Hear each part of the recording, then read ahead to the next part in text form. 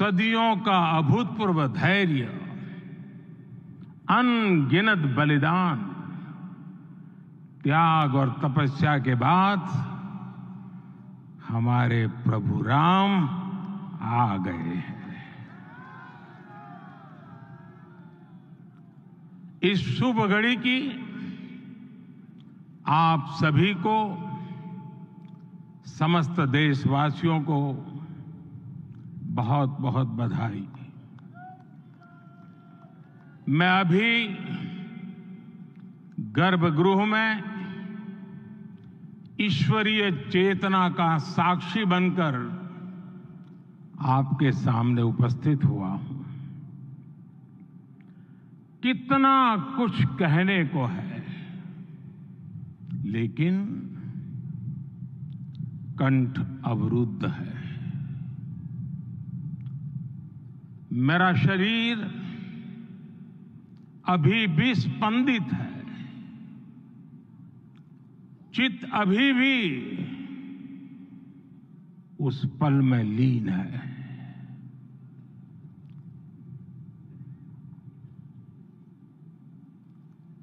हमारे रामलला अब टेंट में नहीं रहेंगे।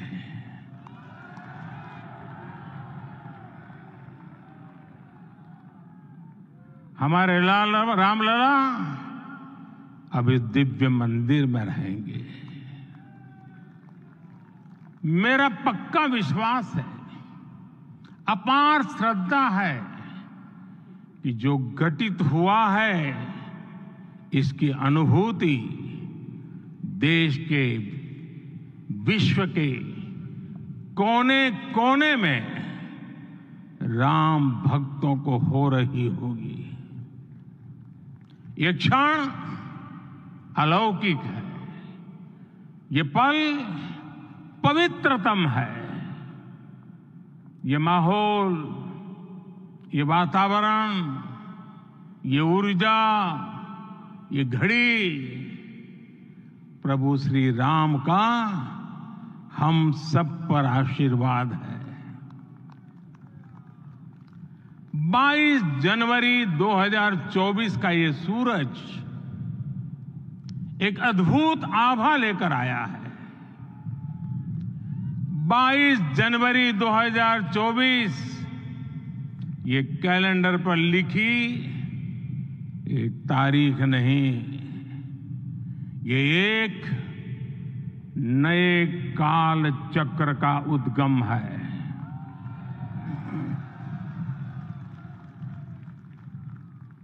राम मंदिर के भूमि पूजन के बाद से प्रतिदिन पूरे देश में उमंग और उत्साह बढ़ता ही जा रहा था। निर्माण कार्य देख देशवासियों में हर दिन एक नया विश्वास पैदा हो रहा था। आज हमें सदियों के उस धैर्य की धरोहर मिली है। आज हमें श्री राम का मंदिर मिला है। गुलामी की मानसिकता को तोड़कर उठ खड़ा हो राष्ट्र। अतीत के हर दंश से हौसला लेता हुआ राष्ट्र ऐसे ही नव इतिहास का सृजन करता है। आज से 1000 साल बाद भी लोग आज की इस तारीख की, आज के इस पल की चर्चा करेंगे। और ये कितनी बड़ी राम कृपा है कि हम सब इस पल को जी रहे हैं, इसे साक्षात घटित होते देख रहे हैं। आज दिन, दिशाएं, दिग दिगंत सब दिव्यता से परिपूर्ण है। ये समय सामान्य समय नहीं है, ये काल के चक्र पर सर्वकालिक शाही से अंकित हो रही अमिट स्मृति रेखाएं हैं। साथियों, हम सब जानते हैं कि जहां राम का काम होता है वहां पवन पुत्र हनुमान अवश्य विराजमान होते हैं। इसलिए मैं राम भक्त हनुमान और हनुमान गढ़ी को भी प्रणाम करता हूं। मैं माता जानकी, लक्ष्मण जी, भरत, शत्रुघ्न सबको नमन करता हूं। मैं पावन अयोध्यापुरी और पावन सरयू को भी प्रणाम करता हूं। मैं इस पल दैवीय अनुभव कर रहा हूं कि जिनके आशीर्वाद से ये महान कार्य पूरा हुआ है। वे दिव्य आत्माएं, वे दैवीय विभूतियां भी इस समय हमारे आसपास उपस्थित है। मैं इन सभी दिव्य चेतनाओं को भी कृतज्ञता पूर्वक नमन करता हूं। मैं आज प्रभु श्री राम से क्षमा याचना भी करता हूं। हमारे पुरुषार्थ, हमारे त्याग, तपस्या में कुछ तो कमी रह गई होगी कि हम इतनी सदियों तक ये कार्य कर नहीं पाए। आज वो कमी पूरी हुई है।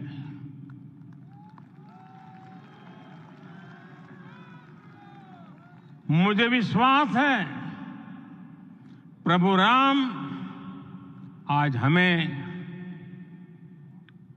अवश्य क्षमा करेंगे। मेरे प्यारे देशवासियों, त्रेता में राम आगमन पर पूज्य संत तुलसीदास जी ने लिखा है, प्रभु बिलो की हर से पुरबासी, जनित वियोग विपत्ति सबनासी। अर्थात प्रभु का आगमन देकर ही सब अयोध्यावासी, समग्र देशवासी हर्ष से भर गए। लंबे वियोग से जो आपत्ति आई थी उसका अंत हो गया। उस कालखंड में तो वो वियोग केवल 14 वर्षों का था। तब भी इतना असह्य था। इस युग में तो अयोध्या और देशवासियों ने सैकड़ों वर्षों का वियोग सहा है। हमारी कई कई पीढ़ियों ने वियोग सहा है। भारत के तो संविधान में उसकी पहली प्रति में भगवान राम विराजमान है। संविधान के अस्तित्व में आने के बाद भी दशकों तक प्रभु श्री राम के अस्तित्व को लेकर कानूनी लड़ाई चली। मैं आभार व्यक्त करूंगा भारत की न्यायपालिका का, जिसने न्याय की लाज रख ली।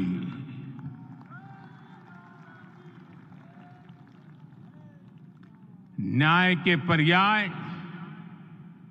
प्रभु राम का मंदिर भी न्यायबद्ध तरीके से ही बना। साथियों, आज गांव-गांव में एक साथ कीर्तन संकीर्तन हो रहे हैं। आज मंदिरों में उत्सव हो रहे हैं, स्वच्छता अभियान चलाए जा रहे हैं। पूरा देश आज दीपावली मना रहा है। आज शाम घर घर राम ज्योति प्रज्वलित करने की तैयारी है। कल मैं श्री राम के आशीर्वाद से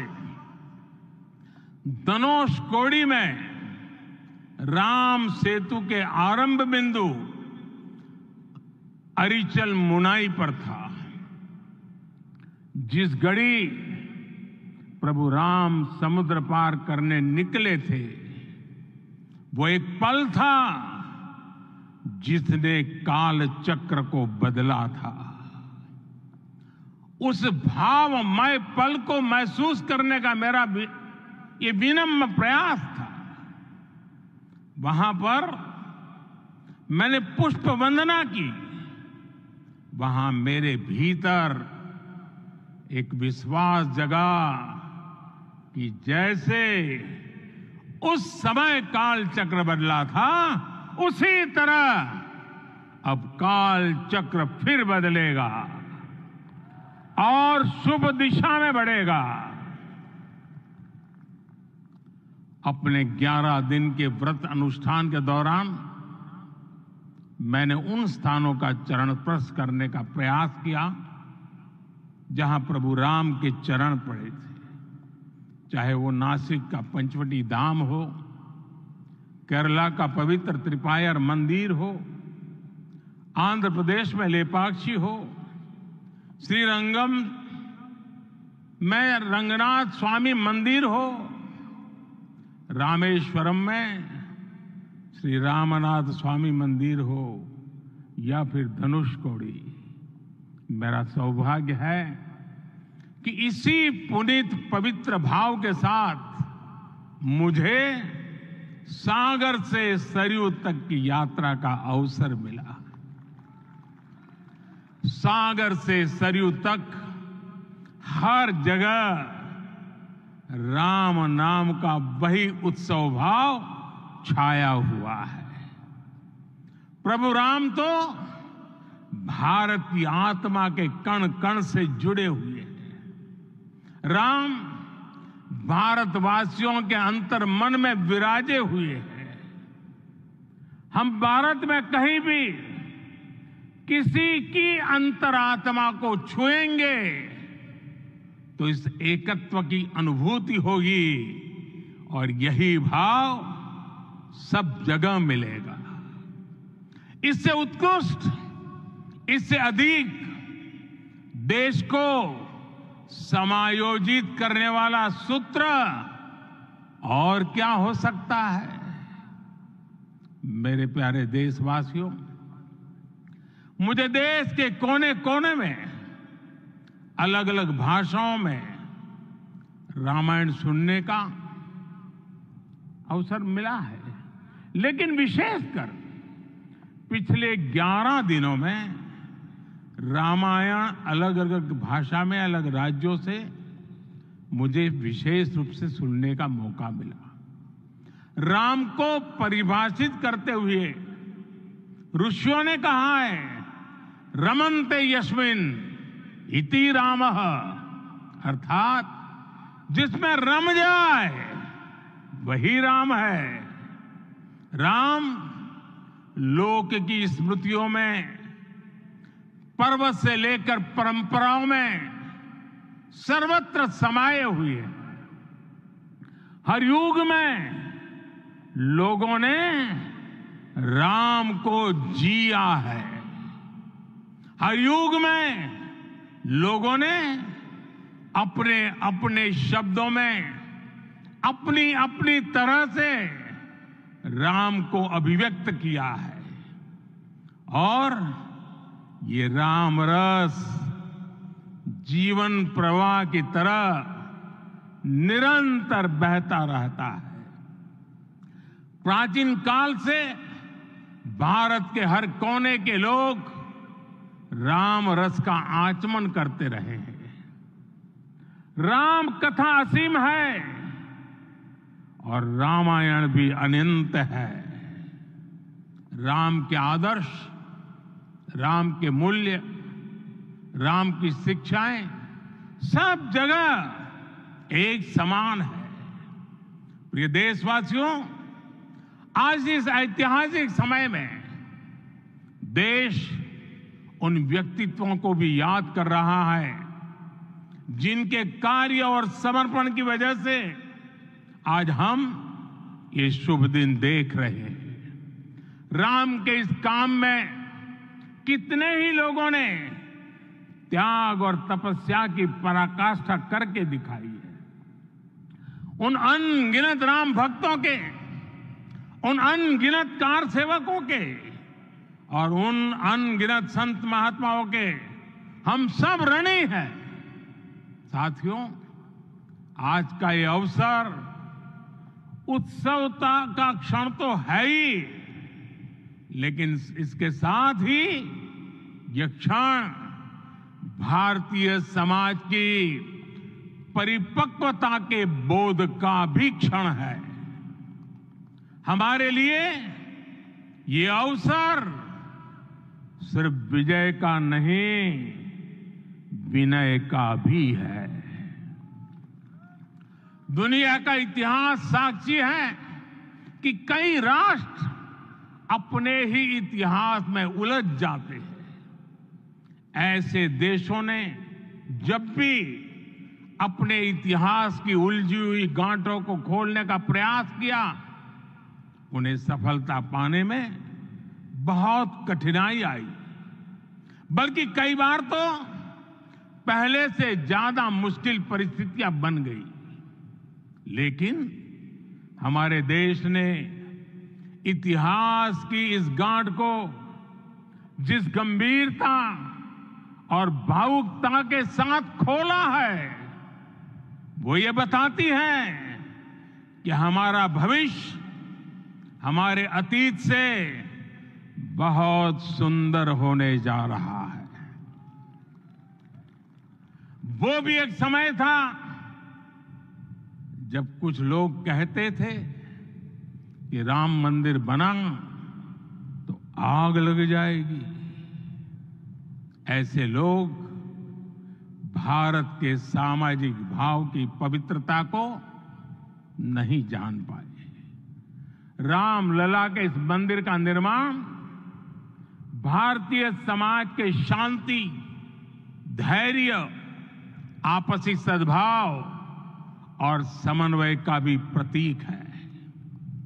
हम देख रहे हैं ये निर्माण किसी आग को नहीं, बल्कि ऊर्जा को जन्म दे रहा है।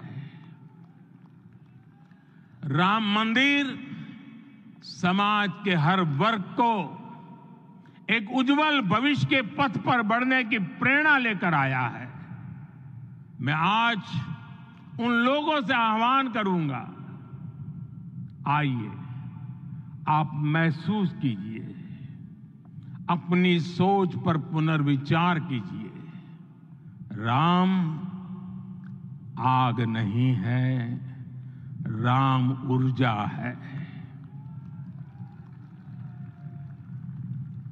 राम विवाद नहीं, राम समाधान है। राम सिर्फ हमारे नहीं हैं, राम तो सबके हैं। राम वर्तमान नहीं, सिर्फ वर्तमान ही नहीं, राम अनंत काल है। साथियों, आज जिस तरह राम मंदिर प्राण प्रतिष्ठा के इस आयोजन से पूरा विश्व जुड़ा हुआ है, उसमें राम की सर्वव्यापकता के दर्शन हो रहे हैं। जैसा उत्सव भारत में है, वैसा ही अनेक देशों में है। आज अयोध्या का यह उत्सव रामायण की उन वैश्विक परंपराओं का भी उत्सव बना है। रामलला की ये प्रतिष्ठा वसुधैव कुटुंबकम के विचार की भी प्रतिष्ठा है।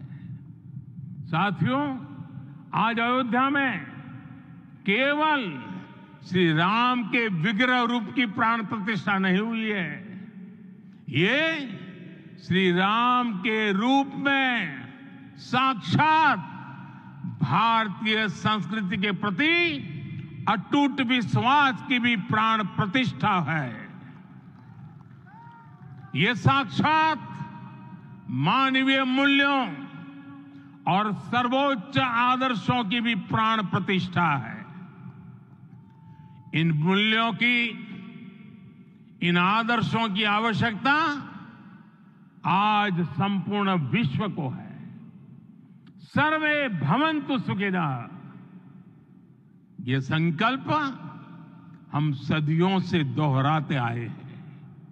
आज उसी संकल्प को राम मंदिर के रूप में साक्षात आकार मिला है। ये मंदिर मात्र एक देव मंदिर नहीं है, ये भारत की दृष्टि का, भारत के दर्शन का, भारत के दिग्दर्शन का मंदिर है। ये राम के रूप में राष्ट्र चेतना का मंदिर है। राम भारत की आस्था है, राम भारत का आधार है, राम भारत का विचार है, राम भारत का विधान है, राम भारत की चेतना है, राम भारत का चिंतन है, राम भारत की प्रतिष्ठा है, राम भारत का प्रताप है, राम प्रवाह है, राम प्रभाव है, राम नेति भी है, राम नीति भी है, राम नित्यता भी है, राम निरंतरता भी है, राम विभु है, विशद है, राम व्यापक है, विश्व है, विश्वात्मा है। और इसलिए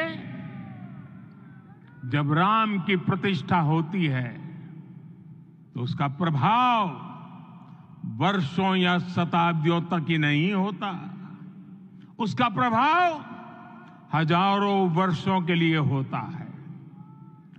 महर्षि वाल्मीकि ने कहा है, राज्यम 10 सहस्त्राणि प्राप्य वर्षाणि राघव, अर्थात राम 10,000 वर्षों के लिए राज्य पर प्रतिष्ठित हुए, यानी हजारों वर्षों के लिए राम राज्य स्थापित हुआ। जब त्रेता में राम आए थे तब हजारों वर्षों के लिए राम राज्य की स्थापना हुई थी। हजारों वर्षों तक राम विश्व पथ प्रदर्शन करते रहे थे। और इसलिए मेरे प्यारे देशवासियों, आज अयोध्या भूमि हम सभी से, प्रत्येक राम भक्त से, प्रत्येक भारतीय से कुछ सवाल कर रही है। श्री राम का भव्य मंदिर तो बन गया, अब आगे क्या? सदियों का इंतजार तो खत्म हो गया, अब आगे क्या? आज के इस अवसर पर जो दैवीय आत्माएं हमें आशीर्वाद देने के लिए उपस्थित हुई हैं, हमें देख रही हैं, उन्हें क्या हम ऐसे ही विदा करेंगे? नहीं, कदापि नहीं। आज मैं पूरे पवित्र मन से महसूस कर रहा हूं कि काल चक्र बदल रहा है। ये सुखद संयोग है कि हमारी पीढ़ी को एक कालजयी पथ के शिल्पकार के रूप में चुना गया है। 1000 वर्ष बाद की पीढ़ी राष्ट्र निर्माण के हमारे आज के कार्यों को याद करेगी। इसलिए मैं कहता हूं, यही समय है, सही समय है। हमें आज से, इस पवित्र समय से अगले 1000 साल के भारत की नींव रखनी है। मंदिर निर्माण से आगे बढ़कर अब हमें सभी देशवासी यहीं इस पल से समर्थ, सक्षम, भव्य, दिव्य भारत के निर्माण की सौगंध लेते हैं।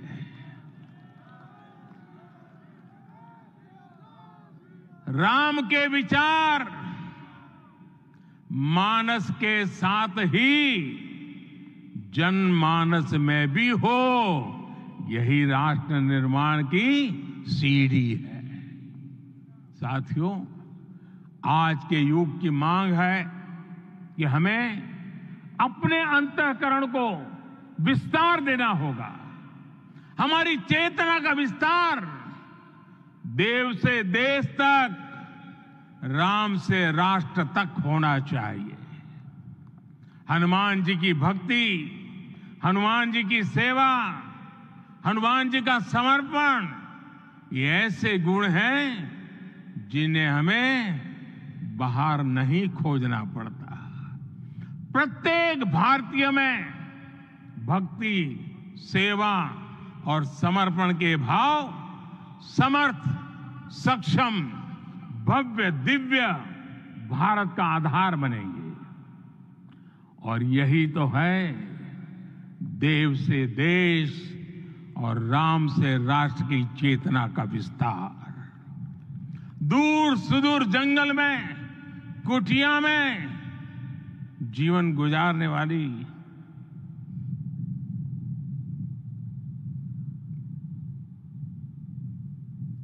मेरी आदिवासी मां शबरी का ध्यान आते ही अप्रतिम विश्वास जागृत होता है। मां शबरी तो कब से कहती थी, राम आएंगे।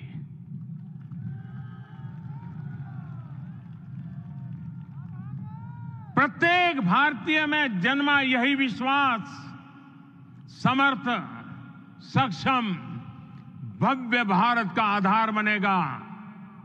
और यही तो है देव से देश और राम से राष्ट्र की चेतना का विस्तार।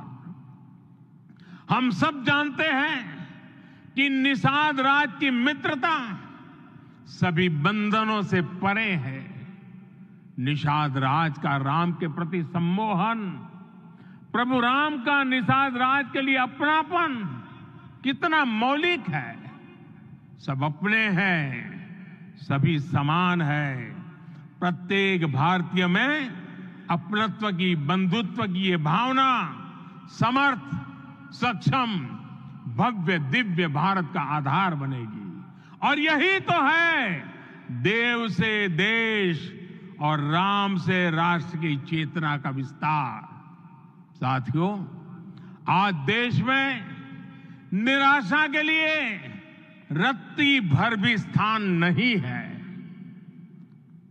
मैं तो बहुत सामान्य हूं, मैं तो बहुत छोटा हूं। अगर कोई ये सोचता है तो उसे गिलहरी के योगदान को याद करना चाहिए। गिलहरी का स्मरण ही हमें हमारी इस हिचक को दूर करेगा, हमें सिखाएगा कि छोटे बड़े हर प्रयास की अपनी ताकत होती है, अपना योगदान होता है। और सबके प्रयास की यही भावना समर्थ, सक्षम, भव्य, दिव्य भारत का आधार बनेगी। और यही तो देव से देश और राम से राष्ट्र की चेतना का विस्तार। साथियों, लंकापति रावण प्रकांड ज्ञानी थे, अपार शक्ति के धनी थे, लेकिन जटायु जी की मूल्य निष्ठा देखिए। वे महाबली रावण से भिड़ गए। उन्हें भी पता था कि वो रावण को परास्त नहीं कर पाएंगे, लेकिन फिर भी उन्होंने रावण को चुनौती दी। कर्तव्य की यही पराकाष्ठा समर्थ, सक्षम, भव्य दिव्य भारत का आधार है।